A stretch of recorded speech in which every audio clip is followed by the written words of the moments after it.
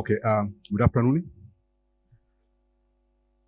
So as I've been introduced, my name is Joseph. I work at the University of Agriculture, which is called Sokoine in Tanzania. And I'll be sharing with you our research towards developing the first Tanzania's dataset for climate-sensitive waterborne diseases, which essentially should be used for predictive machine learning. So as I said, I work at Sokoine University of Agriculture, and in this initiative, which is supported by Lacuna Fund, we are trying to gather as much data as we can in relation to climate-sensitive waterborne disease. And the issue has to do with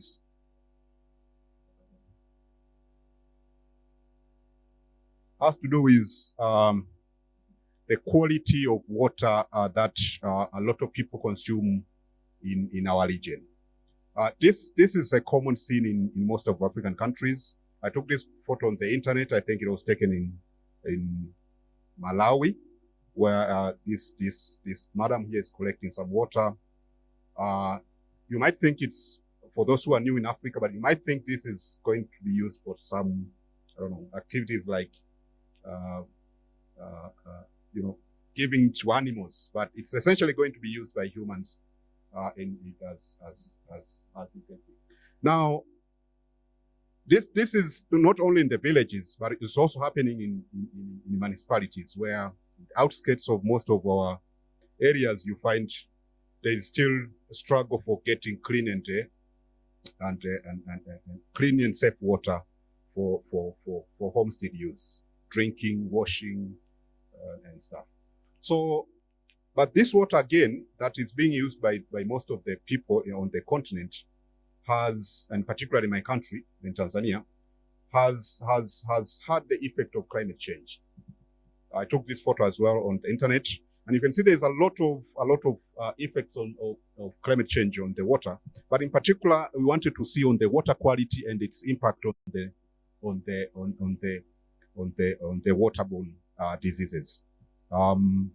People who have been working in the health industry would agree with me that when water is scarce, or when there's drought, for instance, there's a rise in the number of waterborne diseases. Also, when there is too much water, which means there's flood and stuff, then the same effect goes. So there's that challenge. Now, there's machine learning, which essentially has a lot of applications in the healthcare. And one of the applications is disease prediction. Now, can we predict diseases based on the data we collect? Now, the issue is, where do we get the data, especially in our setting? So we got the funding from Lacuna to collect data, at least for the water sources that are being used in the regions that we proposed.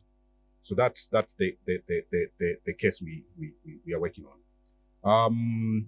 Yes, of course, this is the issue with machine learning, where we have limited data in Africa and low-income countries, and also which has a result on hindering the predictive machine learning for climate-sensitive diseases.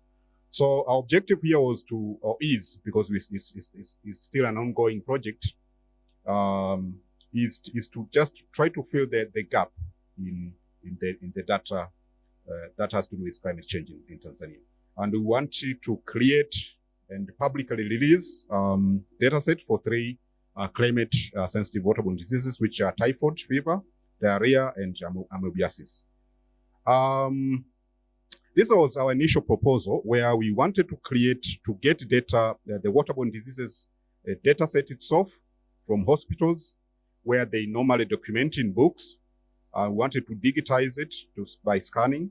And then we also, there are documents which has to do with toilet quality. It's a kind of a census that was performed several years ago. And then we want to digitize and see what are the toilet qualities that people use. But again, also we want to get weather data, which some is freely available, and some is owned by the Tanzania Meteorological Agency, TMA. And also we wanted to get the data points about the dump sites. and also the water source itself, because that is the focus. And again, when we went to the field, we realized that the toilet quality data set is a little bit old, so we had to change our approach. Also, the waterborne diseases cases, it was very tedious to scan and extract the information that we wanted. So what we had to do was to speak with the respective authorities and see if we can access data from the DHIS, how do you call this system for collecting? But I think some of you know that system that is used by government to collect data on health. So they DHIS too. Gladly that they gave permission to us, so it was a little bit help. And so far we have collected data from 3 municipalities, which is Morogoro, where the university is located, Dodoma, which is the capital city of Tanzania, and Singida. And also we are probably this June or July, we're going to be collecting in Dar es Salaam, in the district of Ilala and Temeke. So as I said, we changed a little bit from scanning. Now we're using mostly field work or field data collection using Kobo Toolbox, and also the data with regard to weather, we're using the online. Mostly we are going to use Copernicus, but also we'll get the ground truth data from TMA, which we will buy, of course, and see how we can correlate them. There's a lot of significances with this data, though it's not publicly available yet. But the most important one is the enhancing prediction in our region. There's also a lot of other, it has to do with policy and the government and preparedness and innovation and research and empowering local communities and a lot of them. Now, once the data is ready, because I don't want to go into it, we have enough data now, though it's not that properly formatted.